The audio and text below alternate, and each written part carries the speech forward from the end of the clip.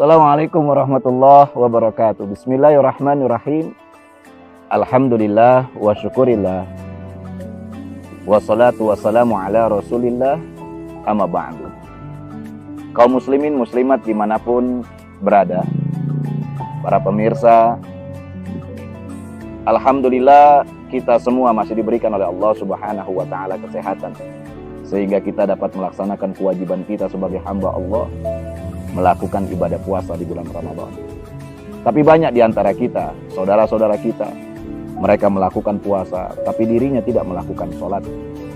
Lalu bagaimana hukumnya ketika orang berpuasa, kemudian dia tidak melakukan sholat? Rasulullah SAW pernah bersabda, "Kam min sha'imin laisa lahu min shiyamihi illa ju' wal 'atas."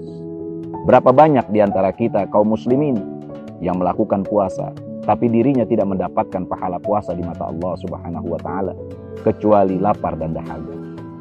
Kaum muslimin muslimat dimanapun berada, ibadah sholat merupakan ibadah utama dalam agama kita. Bahkan Rasulullah SAW itu pernah memberikan isyarat kepada kita nanti di yaumil hisab.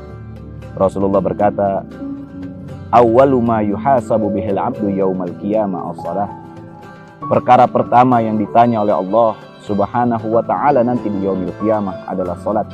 Fa in saluha saluha sa'iru amalihi wa in fasadat fasada sa'iru amalihi. Apabila benar salatnya, maka benar seluruh amal ibadahnya, dan apabila rusak, maka rusak pula seluruh amal ibadahnya. Bahkan ulama banyak yang mengkategorikan orang yang melakukan ibadah puasa tanpa melakukan salat, maka puasanya tidak diterima oleh Allah Subhanahu wa ta'ala. Berdasarkan hadis bahwa Rasulullah SAW pernah bersabda, "Man taraka shalah muta'ammidan fahuwa kafir."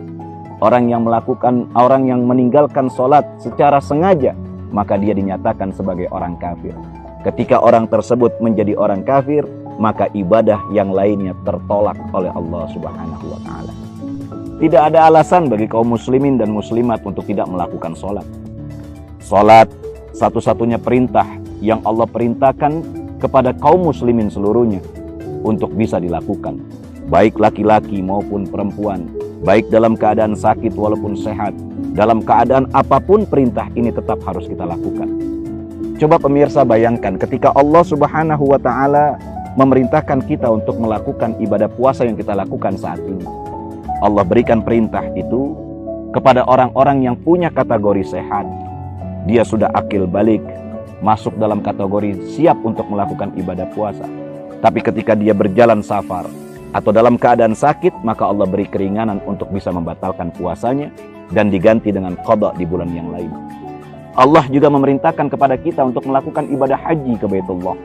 Itu diwajibkan kepada orang yang mampu secara ekonomi dan mampu untuk melakukan dengan ilmunya.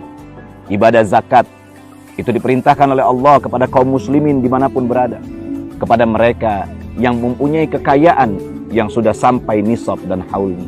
Tapi ibadah salat Allah perintahkan kepada seluruh kaum muslimin muslimat, baik dia dalam keadaan sakit, baik dia miskin, tidak mengenal orang kaya dan orang miskin, tidak mengenal orang yang sehat maupun yang sakit. Ketika ibadah salat ini diperintah, maka seluruhnya wajib melakukannya.